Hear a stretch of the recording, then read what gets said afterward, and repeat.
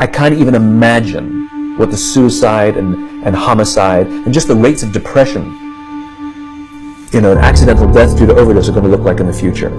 It's going to reach epidemic proportions. It's already, the statistics are already alarming, and yet nobody's sounding any alarm bells. Digital dementia. This is a real medical term right now. This is the idea that we're outsourcing our brains to our smart devices. We're so reliant on our smartphones that our smartphones are making us stupid. Does that make sense? It's convenient. I don't want to memorize 500 phone numbers, right? Nobody wants to do that. But we've lost the ability to memorize one. Like if I give you a 7-digit number now, how difficult? Would it be you find that kind of difficult to memorize, like a phone number that you used to do years ago? Yes or yes? Because if I take my arm and I put it into a sling for 6 months, does it stay the same? Would it even grow stronger? It would what? It would atrophy and grow weaker. Same thing with your mental muscles. If you're relying on your phone to keep your schedules, your to-dos, I went out to dinner with 10 people recently. There was 10 of us. And 3 people at the end pulled out their phones to divide the bill by 10. We've lost the ability to be able to do certain things, and so that's where digital dementia is. Smart devices could be extremely convenient, but they could be crippling also. So it could be a balance. Can I borrow someone's phone, please? Anyone? Thank you. Okay, there is a subconscious reaction to these devices when we use them. Okay? What if I were to hold my phone while I'm talking to you? I'm not checking it, it's not buzzing, it's not beeping. I'm nothing. I'm just holding it. Do you feel at this moment that you are the most important thing to me right now?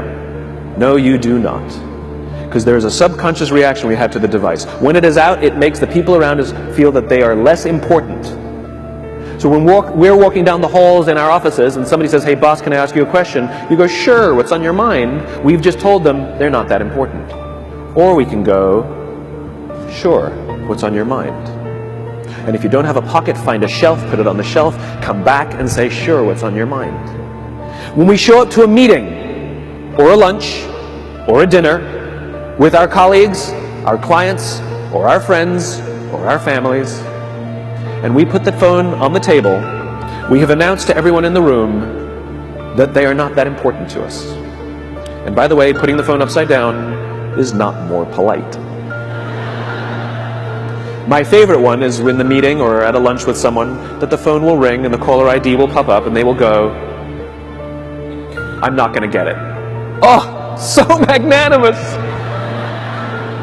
Oh, I'm lucky to eat with you today. Or they could just put the damn thing away. You can tell how addicted we are. When somebody pulls out their phone when you're with them, how uncomfortable does that make us feel? You're walking down the street with someone, they pull their phone out. We feel stupid, so what do? We pull our phones out. We're so addicted. Somebody goes to the bathroom when we're at dinner, and what do we have to sit there by ourselves? God forbid we should look around the room for 5 minutes. We pull our phones out. Meetings, awful. What do we do when a meeting happens, right? Everybody's sitting waiting for the meeting to start. Bob's running a few minutes late. Bob's here? Okay, start the meeting. Do you know when relationships are built? All that in between time. Thank you very much. Parents have to intervene. We have to stop giving our kids free access to social media and phones at young ages. They are not ready for it. Their minds cannot cope with the dopamine. Balance is fine.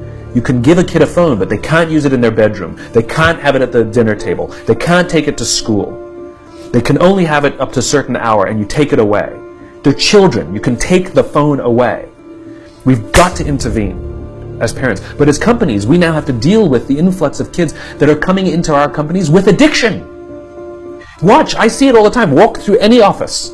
You'll see the older employees have their phones on the sides of their computers as they're working. You'll see the youngest employees have their phones face up in front of their keyboards between their arms as they're working. And this is how they work.